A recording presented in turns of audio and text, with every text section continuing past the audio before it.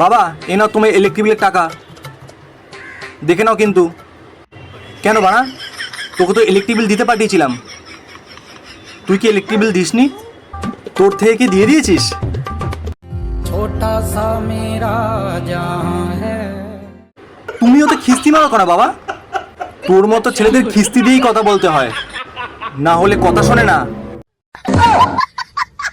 না বাবা, আমার থেকে আমি বিল দিইনি, কেননা তুমি প্রত্যেক মাসে এত এত ইলেকট্রিক বিল দাও, আমার দেহে খুব কষ্ট হয়, তাই বাড়ি মিটারের তার কেটেই দিয়েছি। শুয়োরের বাচ্চা।